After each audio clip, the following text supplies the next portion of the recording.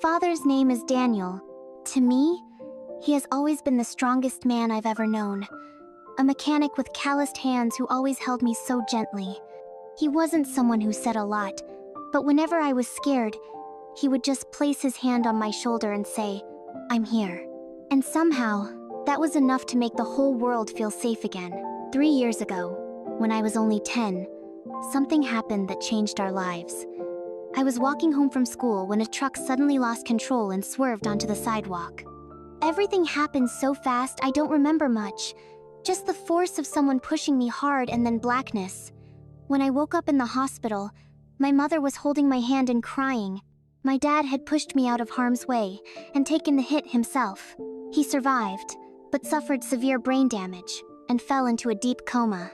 Since then, he hasn't opened his eyes or spoken a single word. The doctors told us not to hope, that even if he survived physically, the person we knew was likely gone. But my mom didn't believe that, and neither did I. I couldn't. Because the man who taught me how to ride a bike, who fixed every toy I broke, who never let go of my hand in a storm that man doesn't just disappear, I believe his soul is still there, just lost in a fog, waiting for something to guide him home. So I began singing. At first, I sat beside his hospital bed and read him passages from the Bible. But soon, I started to hum the songs he used to play in the garage while fixing engines. Then I started singing hymns he'd listen to every Sunday morning. And eventually, I began writing songs of my own tiny melodies from my heart to his. I call them letters to heaven. Because if his spirit is somewhere between the light and the dark, I want my songs to reach him there. I want him to remember love. I want him to remember me. Tonight, I want to share one of those songs with all of you. I didn't come here to win anything.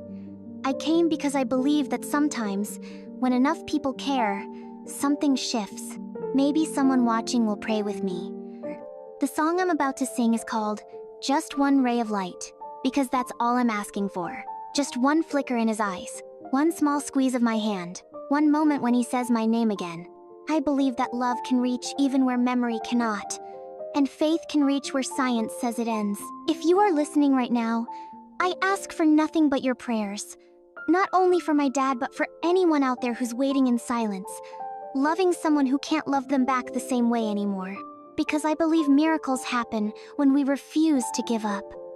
I believe that our voices matter, that faith echoes louder when we sing it together. And I believe that my dad will come back to Minot through machines, not through medicine, but through love, through music, and through God. And if this story touched you, if you believe in healing, in light, in the return of someone you thought was lost, I invite you to join me.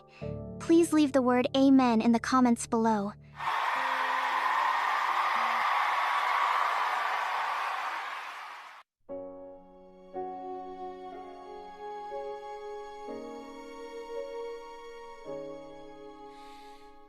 Daddy, can you hear me cry? I've sung this song 1,000 times. You gave your breath to rescue mine, but now I'm lost without your smile. Come back, Daddy, follow my song. I'll be your light if the